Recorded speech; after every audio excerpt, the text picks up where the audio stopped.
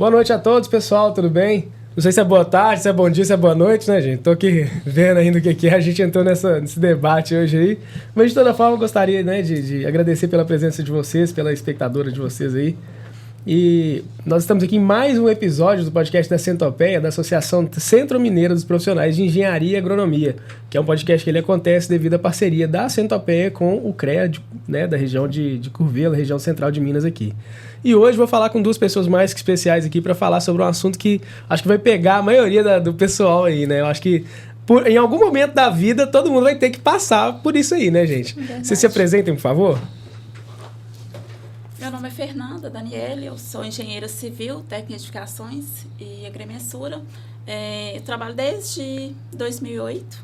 Na área, em 2015, comecei a participar de um escritório aqui na cidade, onde eu faço parte do corpo técnico dessa empresa. Ó, que legal, Fernanda. Prazer, Heitor. Obrigada. Nem apresentei para vocês, né, gente? Desculpa, perdão, é porque muita coisa a gente fica meio perdido. E o senhor? Eu sou João Paulo Paranhos, sou advogado e sou advogado há 14 anos e tenho especialização em direito canônico, né, também, porque pertenço à Igreja Católica. Oh, que legal, cara. E também sou ex-aluno, né, da Pontifícia Universidade Católica de Minas Gerais. Eu estudei no campus do Cerro, Direito, e depois eu fiz um mestrado também em Diamantina, em gestão de processos e projetos. É um mestrado muito interessante, porque na minha área a gente conseguiu fazer uma junção, né, entre o direito e a questão da gestão pública, com ênfase na educação, gestão de processos e projetos. E também eu milito muito aí na área do direito civil, no caso aí especialmente de registros públicos, né, direito imobiliário. Então é um prazer estar aqui com vocês nesse bate-papo. Ó, que legal, João. Eu nem sabia dessa unidade do Cerro, não, cara. Que legal. Ó, bacana. Sim, o Cerro tem uma unidade do campus, né, da PUC Minas, e lá que eu formei em 2009. Novo.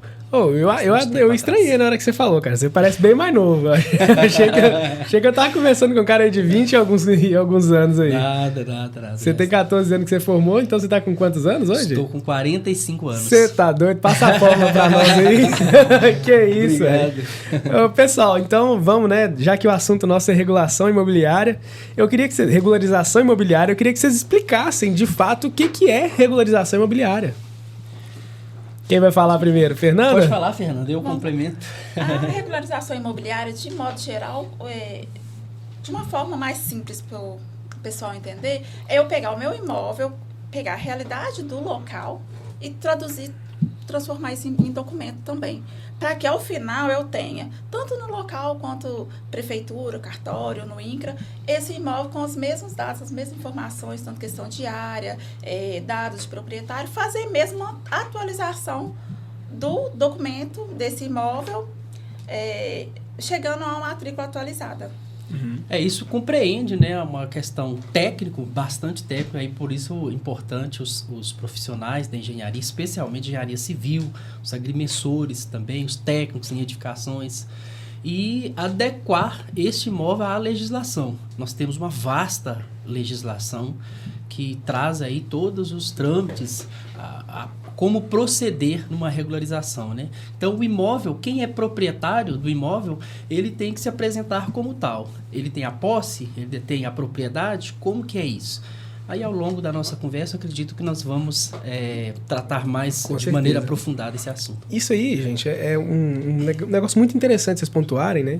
Porque eu imagino, vocês me desculpem, eu sou totalmente leigo, mas eu acho que por um aspecto histórico e geográfico no Brasil, deve existir uma irregularidade muito grande nos imóveis, né?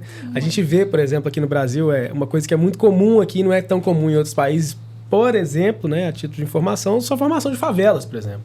Se a gente pegar essa noção da formação das favelas, a gente vê que a grande parte daqueles imóveis ali são irregulares. E a gente trazer isso um pouco mais na realidade nossa aqui do centro de Minas, realidade de Curvelo, a gente pode falar dessas zonas rurais aqui de Curvelo, né, que tem muitos imóveis que são irregularidades, que são irregulares, né? Quais são os tipos mais comuns de irregularidades que a gente encontra, né, se tratando de imóveis? Você sabe me dizer, Fernanda? Olha, se a gente vir para a nossa região, que é muito comum o pessoal por exemplo, ele vai iniciar uma obra. Primeiro ele faz a obra e depois ele preocupa com a regularização. Então, é um grande problema que a gente tem. Porque, às vezes, depois, o que ele tem no local, a gente tem dificuldade para aprovar. Então, por exemplo, você fez a sua obra, aí apareceu uma oportunidade, você quer regularizar o imóvel. Eu não consigo adequar aquele imóvel à legislação para a gente estar fazendo as aprovações nos órgãos competentes, entendeu? Então, às vezes, depois da pessoa já ter feito muita coisa, ela descobre que não dá para regularizar mais, por exemplo. Exatamente. É uma possibilidade real disso acontecer. Isso acontece muito. É mesmo, Fernanda? Isso pode acontecer. Claro que eu costumo dizer, para tudo na vida tem um jeito. Tem um jeitinho, né? Aí o advogado entra. O advogado entra. Isso. Eu, com a Fernanda, ela pega assuntos diversos, os clientes que ela tem e que procuram, e pessoas também que procuram, querendo regularizar o imóvel. E assim, à primeira vista, nossa, será que tem jeito mesmo? Mas a principal, aquilo que é de forma... O que é um imóvel irregular? É aquele que não possui matrícula. Se ele não possui matrícula, ele está ali sendo exercido a posse por alguém. Então, somente a posse, hoje o critério da posse e da propriedade é muito interessante, esses dois critérios do ponto de vista jurídico, porque tem uma proteção legal muito parecida e muito próximo, embora são realidades completamente distintas. Uma coisa é eu ter um imóvel simplesmente na minha posse, outra coisa é eu ter esse imóvel registrado em meu nome. Então, isso dá uma diferença muito grande até para a vida... a vida da pessoa mesmo, do ponto de vista aí de dignidade, daquilo que é dela mesma. Essa questão de posse e propriedade no imóvel, o que isso acarretaria para a pessoa em específico? Você consegue Por exemplo, vamos pensar a questão aí de um inventário. Por exemplo, a pessoa, ela faleceu, ela é dona de um patrimônio, sempre conhecida por todos como dona desse patrimônio, e que depois que a gente vai verificar mesmo, por exemplo, um eventual inventário, seja ele na via judicial ou extrajudicial, aquele patrimônio não está registrado em nome dessa pessoa. Isso é uma complicação muito grande, inclusive até para poder fazer a partilha desse patrimônio. Então, a regularização, ela tem esse critério exatamente, é adequar o máximo possível da legislação exatamente para que...